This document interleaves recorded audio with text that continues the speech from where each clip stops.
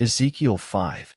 And thou, son of man, take thee a sharp knife, take thee a barber's razor, and cause it to pass upon thine head and upon thy beard. Then take thee balances to weigh, and divide the hair. Thou shalt burn with fire a third part in the midst of the city, when the days of the siege are fulfilled. And thou shalt take a third part, and smite about it with a knife, and a third part thou shalt scatter in the wind, and I will draw out a sword after them. Thou shalt also take thereof a few in number, and bind them in thy skirts. Then take of them again, and cast them into the midst of the fire, and burn them in the fire, for thereof shall a fire come forth into all the house of Israel. Thus saith the Lord God, This is Jerusalem. I have set it in the midst of the nations and countries that are round about her.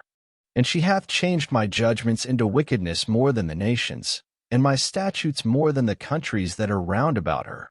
For they have refused my judgments and my statutes, they have not walked in them.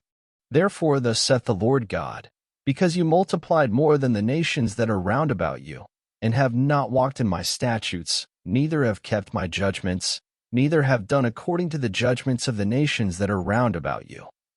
Therefore thus saith the Lord God, Behold, I, even I, am against thee, and will execute judgments in the midst of thee in the sight of the nations. And I will do in thee that which I have not done, and whereunto I will not do any more the like, because of all thine abominations.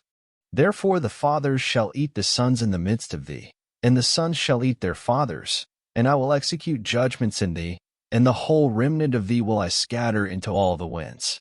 Wherefore, as I live, saith the Lord God, surely, because thou hast defiled my sanctuary with all thy detestable things, and with all thine abominations, therefore will I also diminish thee.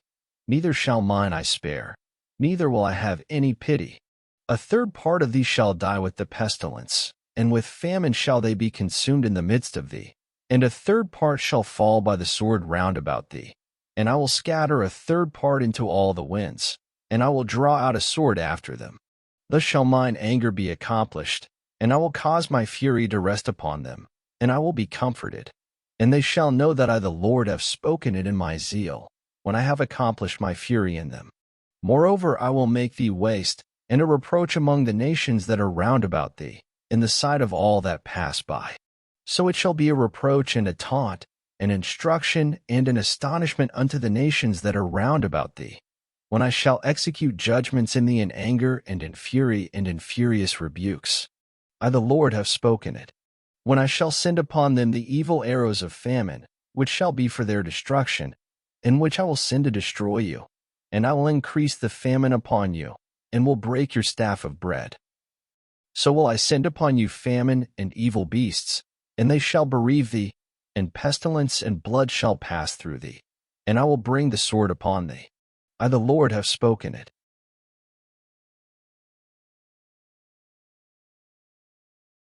Thank you for listening. Up next, Ezekiel 6.